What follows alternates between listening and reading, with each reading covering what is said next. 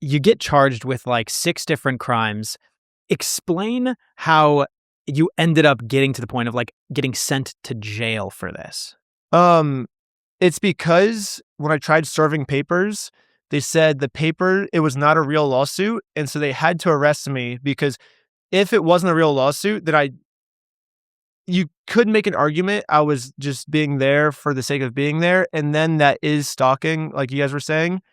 But because they were real court papers, I did have a legitimate reason to be there, and we were serving the papers. But so they arrested me because they thought it was a fake lawsuit, and so because it was fake, then that makes me being arrested. But they didn't actually think that it was fake because in the released Yeah, police so then the camera body footage, cam releases. the body cam footage came out. Where so I post the video where it says like they're like, is this a real lawsuit? And she says yes. So they have to change their story. So they make a press release. The chief of police comes out with his ASMR voice, and he goes, the court case was real. We verified it was real, but the papers have already been served. And because they've already been served, Ben was just reenacting this for YouTube views. And then the unredacted footage gets released where the police officer says, have these papers been served yet? And they're like, nope, they still have to be served. He's like, okay, so they still have to be served. And he's like, yep. So then they got caught in another lie. And now my guess is they're coming up with another lie to counteract that. So basically the pattern is, let's lie. Proof comes out to show they were lying. So we change our story. More proof comes out to show that the changed story is a lie. And then they change their story again. So it's a pattern that we're seeing. Basically every plot point of the story follows that same formula. But is there going to be any actual material consequence to the police department's malfeasance, their inability to actually serve good justice? I hope so. I've been thinking about this a lot. So the part that kind of pulls at my heartstrings is if I sue the police department, it's not the police that are paying for it. It doesn't come out of their budget or anything. Like it comes out of the taxpayers' money.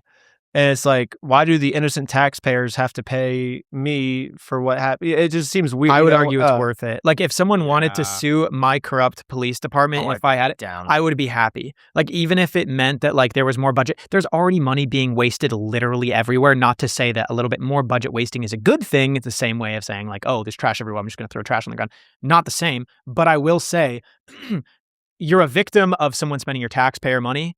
You're also a victim of being subjected to a corrupt police department. So like it's bad either way. It's just like which one is the lesser evil. And I think you want it anyway. Yeah, I think you want to have like, I have heard that justice. they have a budget just for like lawsuits and stuff. Like they have a budget allocated for when people sue the police department. So I think that's already like written in the budget or something. And probably also have insurance to a certain degree to cover lawsuits. And then also a lot of stories have been coming out recently of people saying like, thanks, Ben, for exposing this. Like the American Fork Police has been harassing me in the exact same way. Like I got falsely arrested. They're doing all this. Like I've seen some crazy stories of this police department that have come out and people just don't film it. You know what I mean? And so you're right. Like by suing them, it might, I hate to use the word like teach them a lesson, but it might, in a sense, like make them not do this to other people. Cause for me, it's fine. Like I turned it into content and I've capitalized off this. So to me, it's worth it. I'm happy this happens personally, but to literally everyone else this happens to that isn't capitalizing off of it. And it hurts that, you know, like sometimes like this is happening to people where they're innocent and it just destroys their life, you know?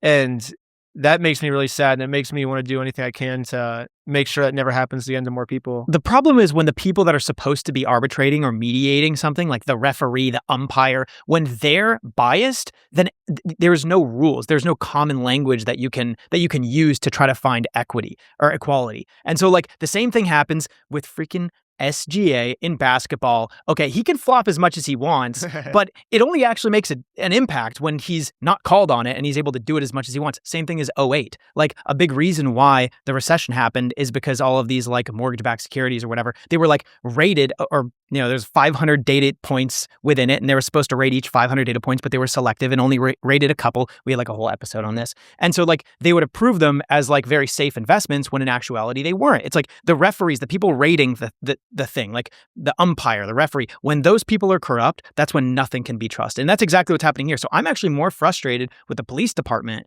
than I am with bricks and minifigs. It's about equal. Yeah, I'd say the police department was super frustrating. When you do look at some of the unredacted body cam footage, some of it makes a little bit more sense because I didn't know that they were threatening that I was trying to like murder people, because Josh is telling them I tried to kill the manager, and I'm trying to bomb their house and stuff. It's like, you have to get rid of this person. He's trying to kill me, And so if I'm a police officer, like that's like, I don't want to take that chance of someone like I might just arrest the person that they're saying that about. But even so, when they approach Josh in the body cam footage, he says, just take him away for anything.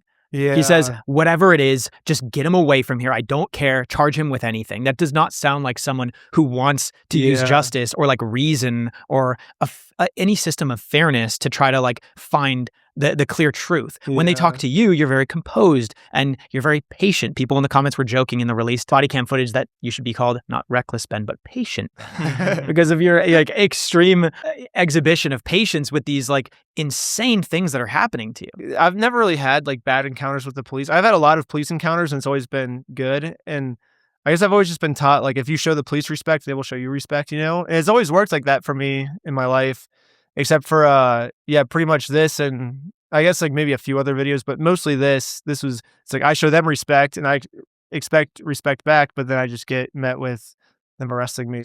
Now, I gotta say, one thing that I've noticed by talking to a lot of entrepreneurs is that all of them want to use AI, but they don't know how it'll actually work inside their business. Like, it's one thing to use AI to write an email, but it's another to have it handle incoming calls, set appointments, answer questions, and talk to customers in real time. And that's where today's sponsor, 11 Agents by 11 Labs, comes in. It's a platform that lets businesses build real-time AI voice agents for sales, support, operations, inbound calls, and more. What's really impressive is just how fast it is to set up. You could launch voice agents in minutes, and they could speak in over 70 languages. Here's an example. ¿Podrías decirme qué tipo de ayuda necesitas? It also works with tools businesses already use like Salesforce, HubSpot, Zendesk, Google Calendar, and Twilio. So instead of having to change up your entire workflow, it fits right into the systems that you already have. And you could train these agents using your own knowledge base, SOPs, and policies. That way, the responses seem consistent within your business instead of just sounding generic. Plus, with expressive mode, they give you way more control over the tone and delivery, so the conversations sound way more natural and human. So try out 11 Agents by going to 11labs.io/icedcoffeehour to get started today for free.